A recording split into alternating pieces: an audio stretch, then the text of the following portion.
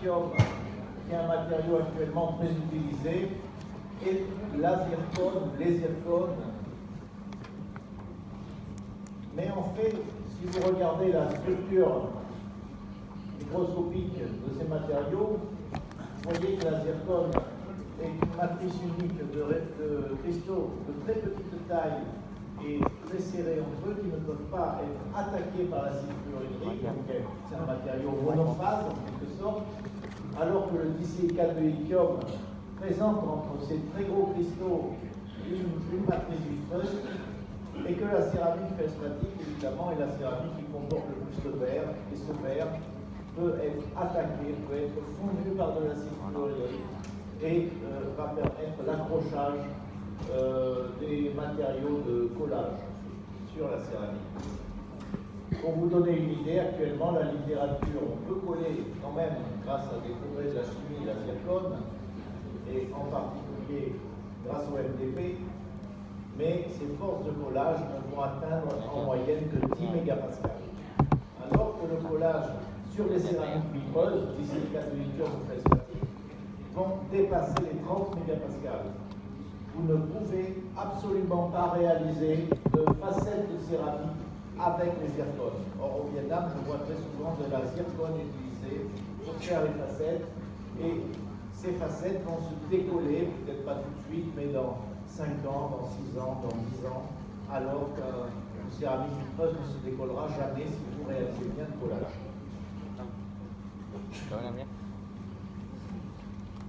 Si on revient aux années 80, c'est pas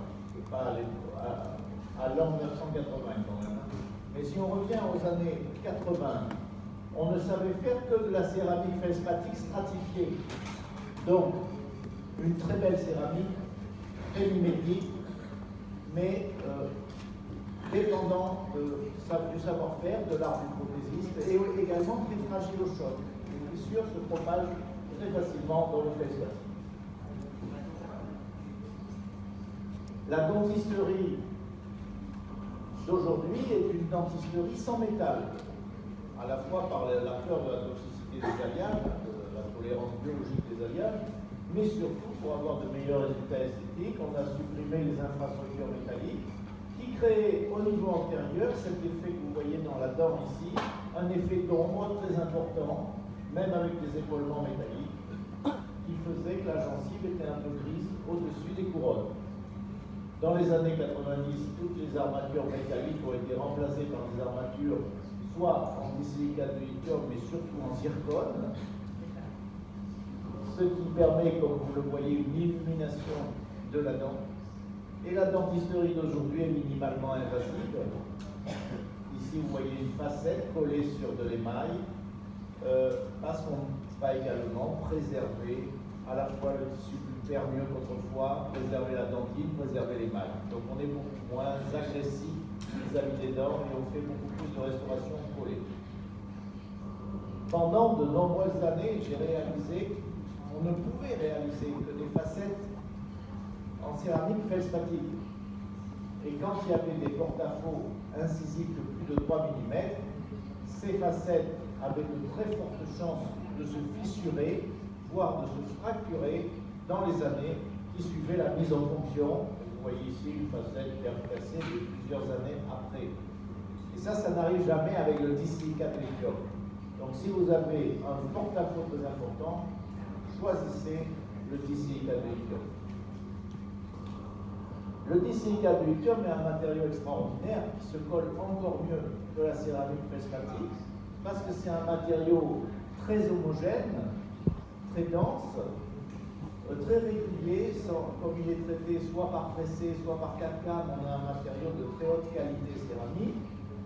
Et vous pouvez faire toutes les formes. Vous pouvez faire des tabletops, des facettes, des chips.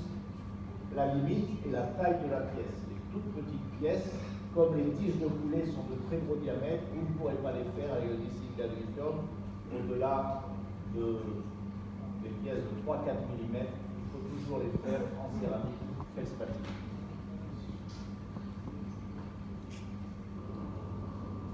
Le concept de la dentisterie d'aujourd'hui, c'est d'être plus près de la reproduction de la nature Et donc, on est capable, avec le disilicate de lithium monolithique, vous voyez que c'est du monolithique, mais c'est esthétique, on a différentes translucidités, différentes semi-opacités, on va juste maquiller ces pièces, et on est capable, comme je le dis souvent à mes patients, de réémailler la dent. Je vais vous réémailler votre dent.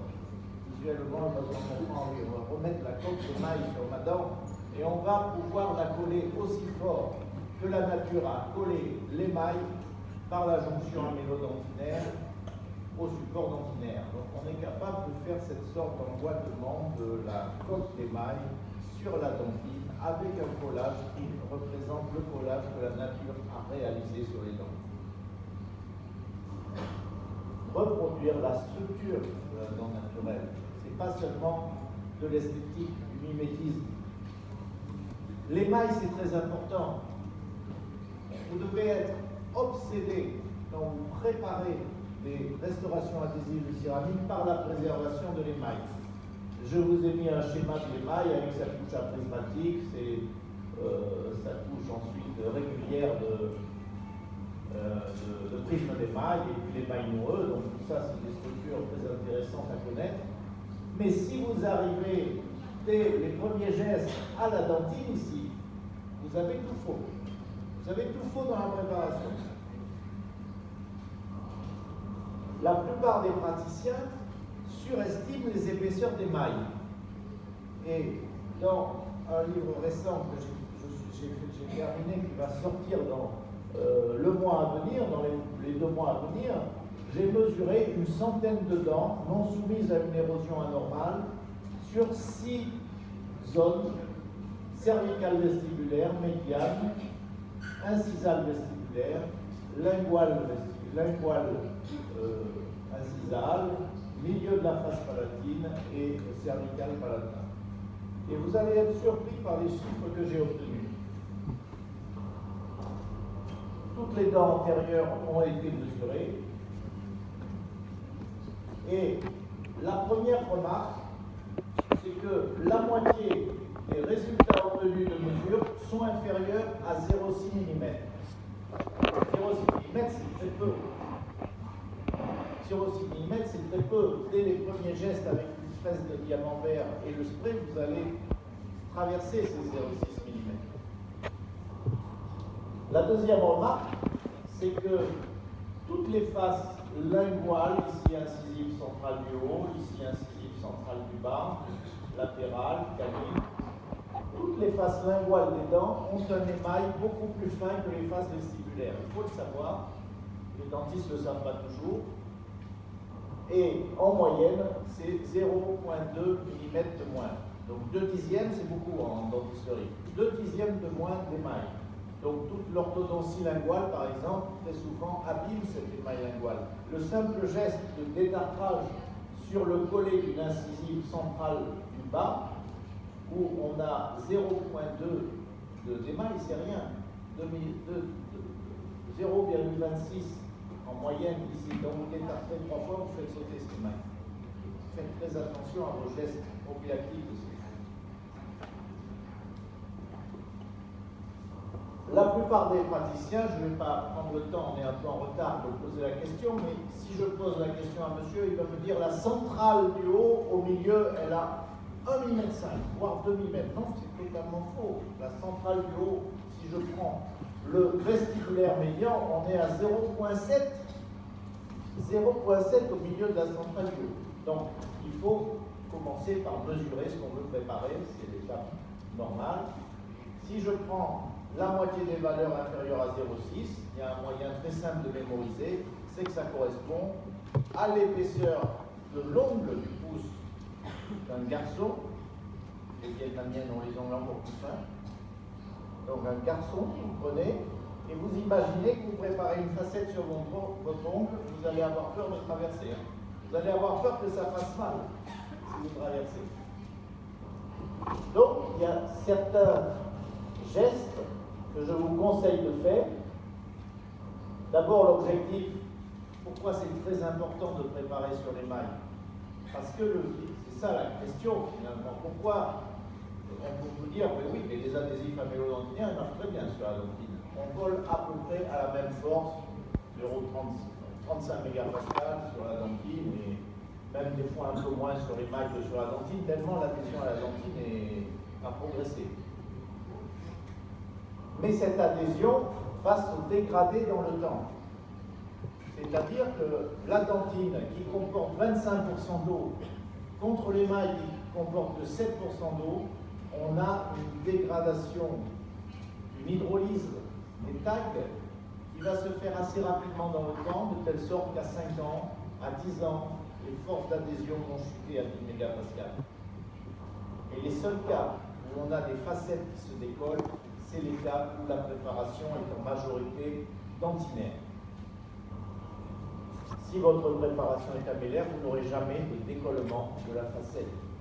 Donc l'idéal, c'est ce que vous voyez là, l'émail en bleu, la dentine en doré. Ici, je n'ai ouvert que 3% de la dentine. C'est excellent comme préparation. On est resté ici dans les 0,4, 0,4, 0,7, 0,8. Et donc ces valeurs, il faut les connaître par cœur. Il faut les connaître par cœur.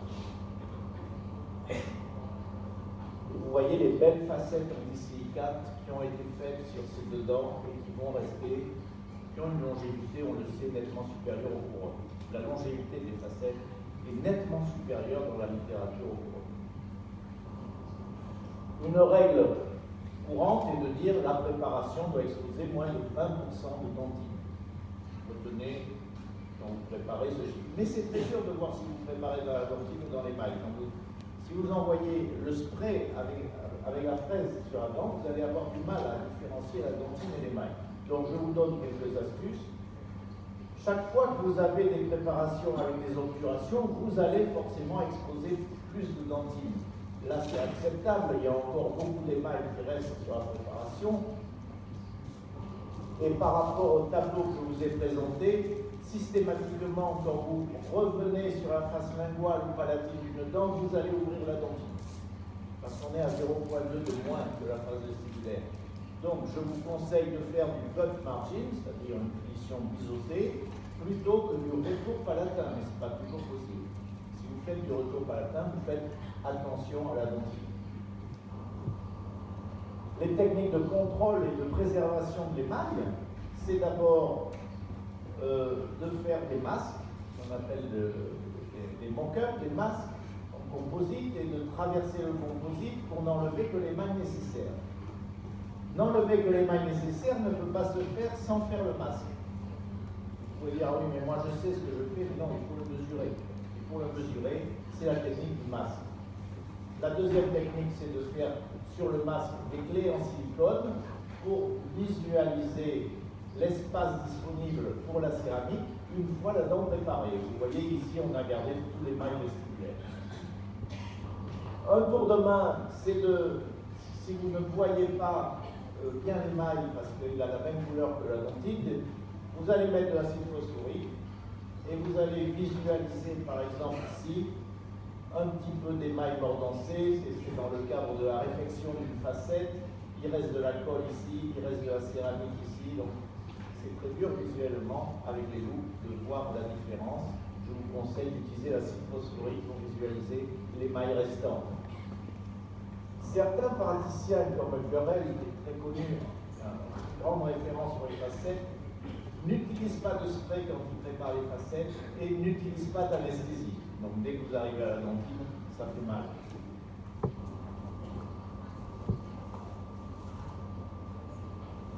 La philosophie actuelle est de préparer le moins possible. Moins vous allez préparer, plus vous aurez une esthétique qui sera belle, qui sera durable. Mais cette mode, qui est très actuelle en Europe, c'est la mode de faire une conférence sur le no-prep. Le no-prep est assez compliqué. Moins vous préparez, plus c'est compliqué. En particulier pour le laboratoire, parce que si je prends une dent saine ici et que je veux faire une facette dessus, je vais demander au prothésiste d'engager un peu la céramique dans les zones proximales. Et à ce moment-là, il est obligé d'entourer la dent par la facette et il va déjeter les lignes de transition en mésial, en vestibulaire et il va élargir la dent. qu'il n'y a absolument aucune préparation, il y a forcément un élargissement léger de la dent qui est provoqué par la facette sur du no-prep.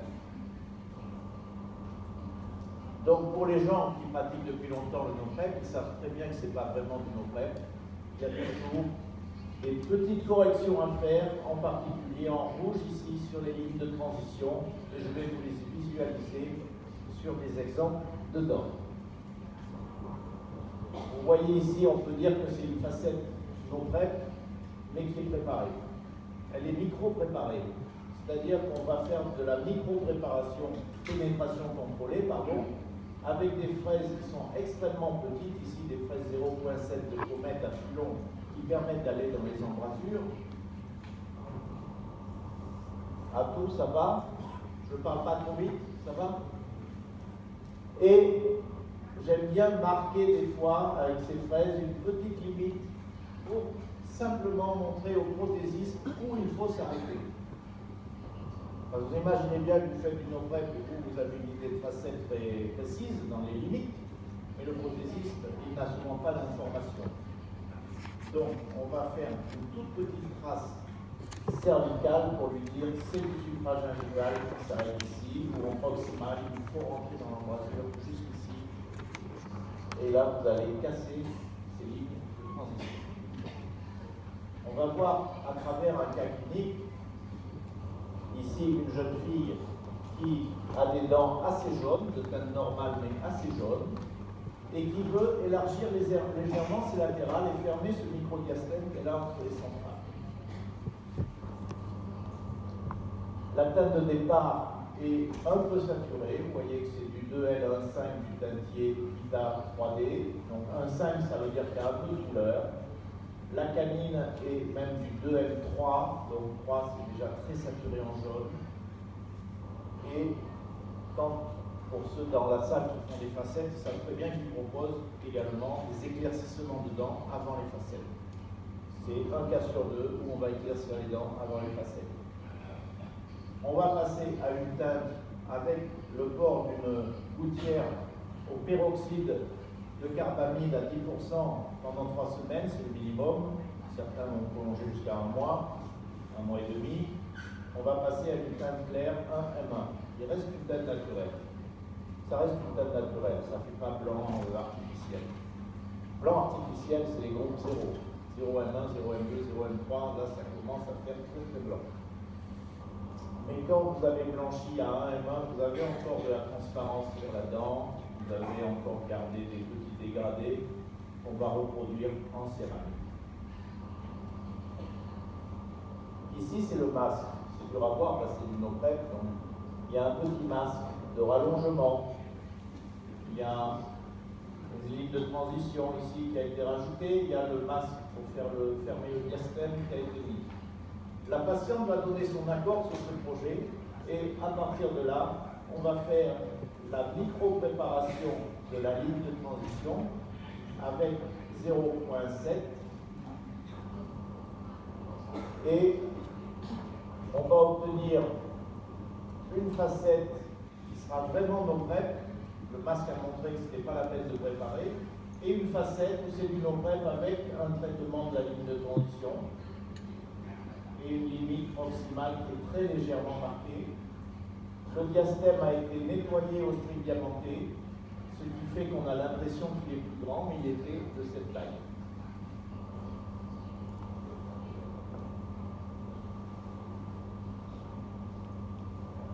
Il y a des coffrets bien sûr spécifiques, mais les fraises qui sont les plus importantes, c'est ces fraises à flux très étroits qui permettent de passer dans les zones proximales.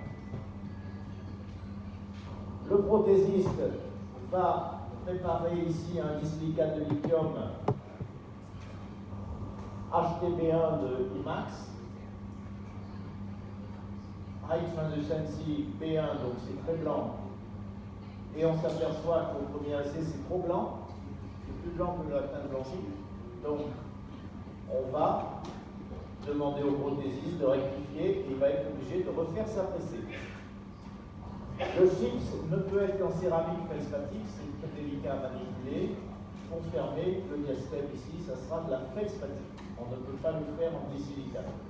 Essai numéro 2, le prothésiste rectifie sa couleur et prend du L, du HT, High Translucency A1, qui est un peu plus jaune, et on s'aperçoit que c'est trop jaune, c'est peu naturel.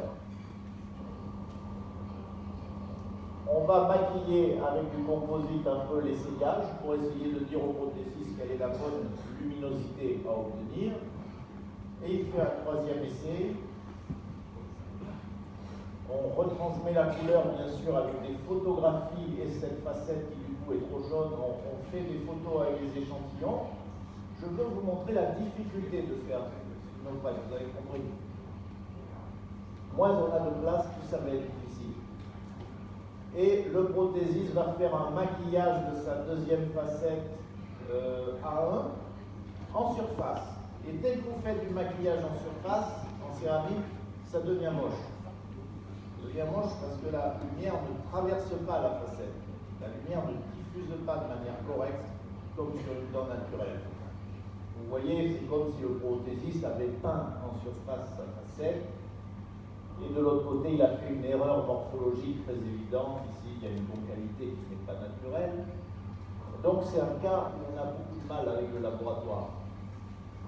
Et on continue, et on est au 4e, et on est au 5e essai. Et le prothésiste m'envoie les facettes qu'il a maquillées à la bonne luminosité, mais on n'est pas content de l'aspect vivant, pas joli, et surtout, vous voyez qu'il y a des craquelures dans le disilicate. Donc, plus vous allez recuire le disilicate, plus le matériau va s'abîmer. Et il faut savoir, il y a peu de conférenciers qui le disent, qu'après 3 cuissons, il vaut mieux refaire la facette que de garder un disilicate qui aura du fêlure. Il va se fêler. Donc 3 cuissons, c'est vraiment la limite. Il vaut mieux refaire. Vous voyez que là, il y a des fissures à la livraison même de la facette. Et donc, je dis au prothésiste, on arrête avec le disilicate, on passe sur du feldspathite. Donc la céramique traditionnelle, la plus ancienne.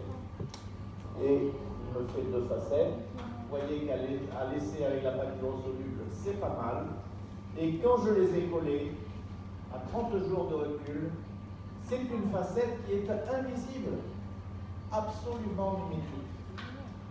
Parce que la céramique feldspathique a la capacité d'absorber la couleur de la centrale qui va se diffuser, d'absorber la couleur de la latérale, d'avoir une bonne transmission optique sur la limite supragingivale. C'est quelque chose qui se fond beaucoup plus que le disilicate. Et donc, vous voyez, j'adore le disilicate, mais c'est pas ça que je veux dire. J'adore le disilicate, mais il y a des cas où vous ne pouvez pas faire le disilicate. Et là, c'est un exemple. Ne croyez pas que le no-prep, c'est simple. Plus vous serez fin, plus ça sera dur pour le laboratoire, et plus vous aurez du mal à coller, à manipuler. Vous pourrez casser les facettes, vous pourrez avoir de la réfraction, simplement la réfraction de la colle, même qui casse la facette. Vous voyez comme la jeune fille a quelque chose de naturel maintenant, avec ses facettes feldspathiques et son chips qui a fermé le diastème et qui est lui aussi invisible. Fuir la standardisation pour faire des dents vivantes et personnalisées. J'ai un grand ami qui est italien et il s'appelle Luca Dallocca et c'est également sa philosophie. On est absolument opposé au projet virtuel comme le DSD, Digital Smile Design et la dentisterie qui va faire des plaquages de facettes sur toutes les dents. C'est ça que je voulais montrer comme deuxième idée. Incisive centrale anormale, il y a eu un traumatisme. Cette jeune fille a un très joli visage. Elle est très souriante, elle a des très belles centrales très grandes. Mais si je soumets ce cas à l'analyse esthétique traditionnelle, on va me dire, elles sont bizarres ces dents, elles sont divergentes, en éventail. Le collet de la centrale est situé très bas par rapport au collet latéral, ce qui dans l'enseignement est un critère d'inesthétique On va dire, ah oui, il faut que le collet de la latérale soit plus bas que la centrale. Vous avez tous appris ça à l'université, à la fac dentaire. Et donc, si je soumets cette jeune fille à une étude, une analyse esthétique, il y a beaucoup de choses qui sont non conventionnelles dans son sourire. Deuxièmement, on a fermé, l'ancien praticien avait fermé avec le composite le diastème. Elle avait au départ un diastème, vous le devinez. Et la première chose, c'est de discuter avec la patiente, est-ce que je recrée le diastème ou est-ce que vous voulez que je ferme le diastème?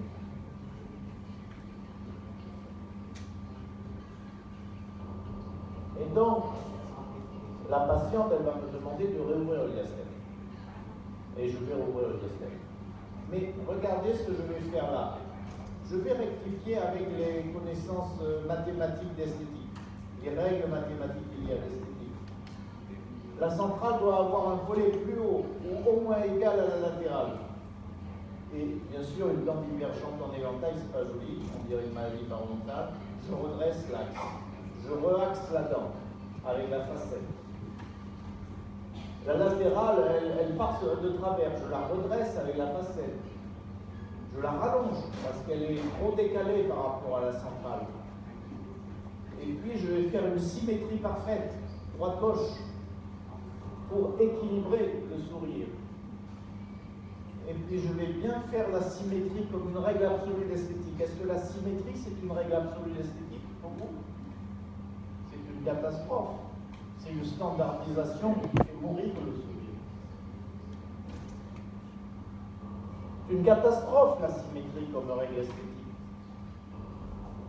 Les règles mathématiques ne garantissent pas la beauté. Et ça, vous le voyez dans toutes les conférences d'esthétique actuelles. Et pour moi, c'est vraiment une règle totalement insuffisante pour rendre les sourires vivants. Totalement insuffisant. Digital Smile Design ne prend la symétrie comme critère d'esthétique, fait des rapports hauteur-largeur conventionnels à 83% et a une absence de rigueur dans la calibration photographique. Et ça, c'est très très grave. Parce que ça a fait le tour du monde, dont le Vietnam. Standardisation. Catastrophe. Et au Vietnam, vous êtes très artistes. Vous êtes tous très artistes dans la salle. Le Vietnam a un artisanat exceptionnel, une cuisine exceptionnelle, une sensibilité artistique exceptionnelle, et vous êtes très réceptifs par rapport à ça. Mais ne soyez pas complexés parce que vous n'avez pas fait du DSD, vous n'en avez pas besoin. Votre intuition de l'esthétique est suffisante pour faire plus beau que le DSD. Oui, la prise en compte du visage, c'est très important. La plupart des praticiens et même des conférenciers d'esthétique montrent des sourires terminés sans montrer le visage. Mais je peux faire un sourire bien aligné par le DSD qui ne va pas du tout avec le visage dans lequel il est porté. Ici, mes étudiantes, vous voyez qu'à Bordeaux, on a aussi de belles étudiantes d'apéro. On a des belles étudiantes au Vietnam. À Bordeaux, on a des charmantes étudiantes. Et j'adorais le sourire de cette étudiante. Est-ce que vous le trouvez régulier? Est-ce que vous le trouvez bien aligné? Oui, il est quand même bien aligné. Il est quand même beau, ce sourire. Et si je fais une macro-photographie de son sourire, c'est ça. C'est un alien, pratiquement. Il y a des dents dans tous les sens. C'est alien. Vous voyez qu'il y a des canines pas en place, des overlaps, des chevauchements partout, des latérales qui ne sont pas du tout symétriques, une latérale en goutte d'eau. Vous ne pouvez pas imaginer que ce sourire appartient à cette jeune fille, si belle, si sensible, à sourire tellement bien aligné. Vous voyez, donc le parcours pour faire des dentures naturelles, des dentures vivantes, ce n'est pas le DSD, c'est l'observation du détail. Je reviens à ma patiente. On a un cas très intéressant, il y a eu un matériau bioactif qui a coiffé la pulpe et a permis de garder la vitalité. Ça fait partie de la préservation tissulaire. Ça va économiser la préparation de la dent, ça va économiser le changement de teinte très faible. Et vous voyez que je fais un essai avec diastème, avec du composite, pour en parler avec la patiente, on décide de recréer le diastème. Mon traitement se limite à une dent, pas à faire 6 dents ou 10 dents. Mon traitement se limite à une seule dent. Qu'est-ce qu'il me faut? Il me faut un top niveau de prothésiste, si je veux un meilleur ouvrier de France. Il y en a 10 en France ou pas plus. Hein. Voilà, il vous faut de très bons prothésistes. Vous voyez que je suis resté que dans l'émail. Hein. Vous voyez que j'ai que de l'émail hein, là. J'ai pas de dentine, hein. Même si c'est préparé en hauteur, il y a une fracture, il n'y a pas de dentine. Je suis obligé d'utiliser un dissilicate. Il va être très fin, ce qui est dur pour le laboratoire. Le provisoire est fait avec du composite essentiel GC parce que c'est un très beau composite. Vous voyez qu'il est déjà pas mal intégré, à part sa fluorescence en ultraviolet qui est classique. Elle est accessible dans les composites. Et je vais essayer la première pressée. La première pressée d'un disilicate de lithium qui est du LisiPress, très lumineux, parce que la patiente a une teinte qui est haut naturelle. Elle n'a pas eu de blanchiment, elle a déjà une teinte qui est haut M3. Vous voyez la finesse du disilicate, on voit les traits que j'ai marqués ici. On est à un disilicate pressé à 0,3, c'est la limite inférieure, on ne peut pas presser plus fin. Et je vais discuter avec le prothésiste de translucidité, plus de translucidité, ce qui est dur à faire. On a une limite supragingivale, vous voyez bien. On va demander au prothésiste de changer un petit peu la forme aussi. Je vais lui demander de renforcer la ligne de transition mésiale. Et c'est Didier Crescenzo qui est un excellent prothésiste. Vous voyez ici la forme qui a été renforcée un peu, je ne sais plus si c'est celle-là, vous voyez, forme renforcée. Pas de décès hydrosoluble pour vérifier la luminosité, attention à ne pas faire blanchir la dent voisine. Est-ce qu'on va valider la dent? Oui, vous voyez qu'il y a des petites asymétries ici dans la céramique. J'ai mon ami italien, Luca Dallocca, qui dit les centrales, je veux les faire similaires, mais différentes. C'est ça les variations à la nature. C'est pareil, c'est presque symétrique, mais c'est différent. Des petites erreurs d'un côté, des petites variations de la forme. Vous voyez, la céramique vient d'être collée, le diastème a été rétabli, la texture est la même que la dent naturelle, et la patiente est très heureuse. Elle est très heureuse.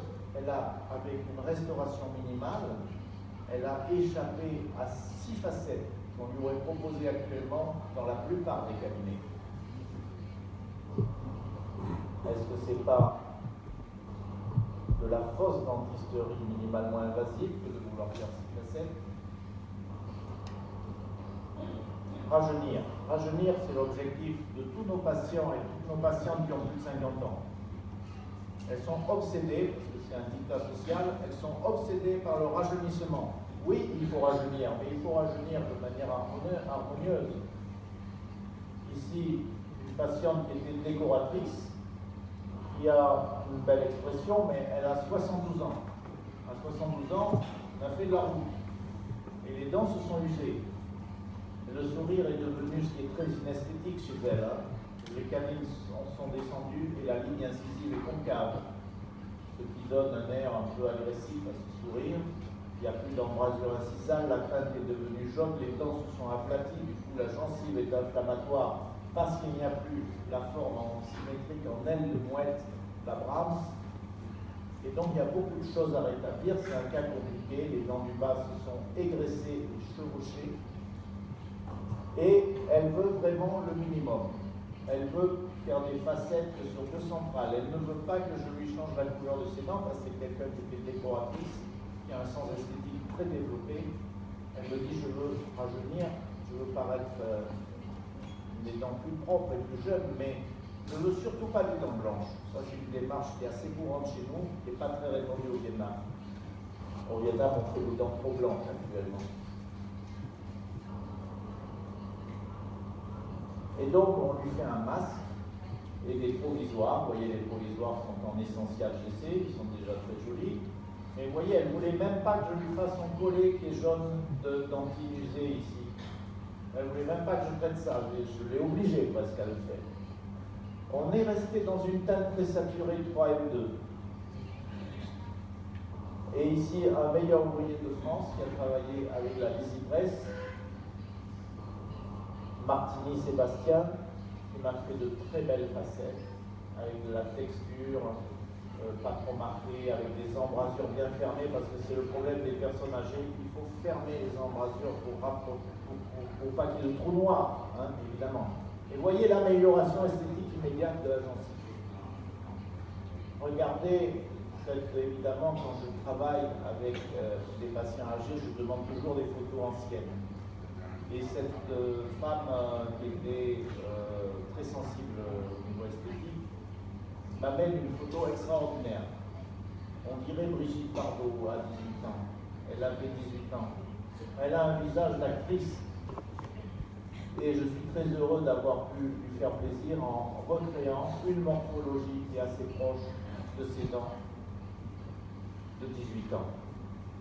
Et elle me montre cette photo en me disant j'avais l'air bête sur cette photo. J'avais l'air bête, mais elle était jolie. J'avais l'air bête. Intégration biologique maximale, je vais accélérer peut-être on n'a pas trop le temps. Bon. Alors je voulais juste vous montrer que la céramique c'est le plus beau matériau qui existe. On n'arrivera jamais à faire des aussi belles choses en composite, hein, parce que le composite est un matériau poreux qui va absorber les bactéries en particulier et qui ne va pas être. Il y a beaucoup de patients chez nous qui veulent plus de composite. On enlève les composites pour mettre des micro-pièces en céramique parce qu'ils pensent qu'il y a une toxicité qui est peut-être vraie au composite. Et donc ici, vous voyez cette cabine qui est avant traitement et 60 jours après, j'ai eu ça. Qu'est-ce qui s'est passé? Je vais vous l'expliquer. Elle est redevenue totalement naturelle. Là, vous voyez qu'il y a une énorme obturation. On peut être inquiet pour la pulpe, on peut être inquiet pour le parodonte qui n'a plus d'attache. Vous voyez, on va faire de la chirurgie mucogingivale parce que c'est indispensable quand on fait de l'esthétique. On va renforcer le parodonte et on combine orthodontie, chirurgie mucogingivale, facettes, chips de céramique. Donc si vous voulez être un bon praticien, il faut que vous vous formiez à toutes ces techniques. Donc moi je pratique depuis toujours l'omnipratique. J'adore faire la chirurgie mucogingivale aussi. Et c'est mieux si vous faites vous-même, parce que vous avez une vision à votre échelle. Cette cabine, quand j'enlève le composite, certains praticiens qui voient cette dent vont me dire j'arrache la dent, je mets un implant. Et comme l'os il est mal en point, je fais une greffe osseuse. Greffe osseuse, plus implant, quel résultat esthétique on va obtenir dans cette zone? Je ne suis pas sûr que ce soit très joli. D'autres praticiens vont me dire je vais dépulper la dent parce qu'on est dans la pulpe. Je vais dépulper la dent et je vais faire une couronne, peut-être une greffe, je sais la faire.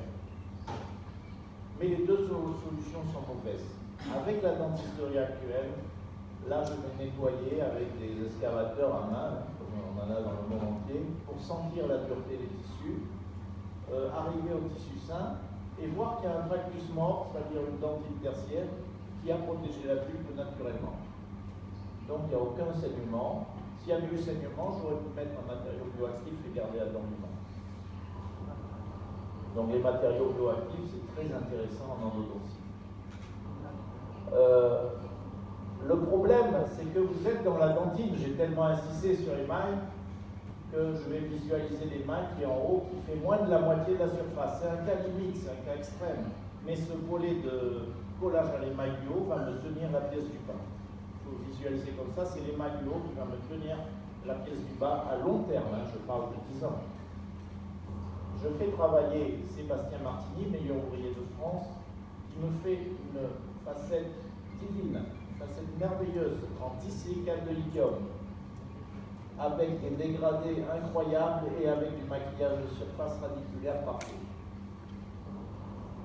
Quand je colle la facette, je ne sais plus où est la prothèse. On ne voit plus où est la prothèse déjà. Je colle la facette. Quelques temps après, je fais une greffe.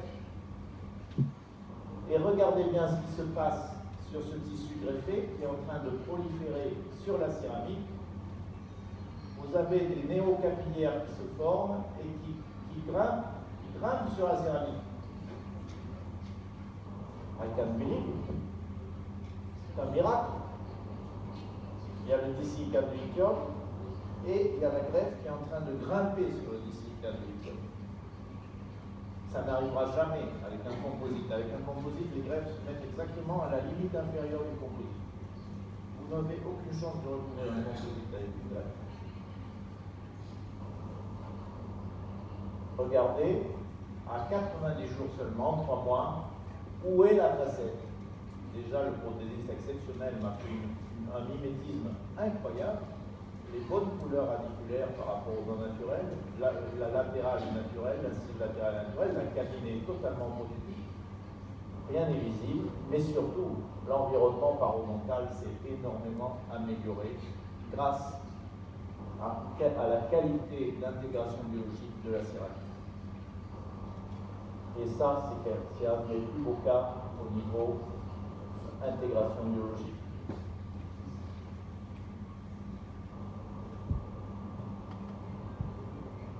Et donc, je vais conclure ma conférence avec un peu d'humour vietnamien, si vous le permettez. Je ne le lis pas, mais en français, c'est « La solitude dans un lit froid, c'est un meilleur choix que d'épouser une fille au menton fuyant et avec les dents saillantes en avant. » Et vous avez la jeune fille qui est sur la gauche ici, vous voyez? La jeune fille est sur la gauche. En fait, c'est une dorade, c'est un poisson, c'est la dorade. La dorade. Et je voulais, bien évidemment, vous remercier. I love Vietnam, I love you.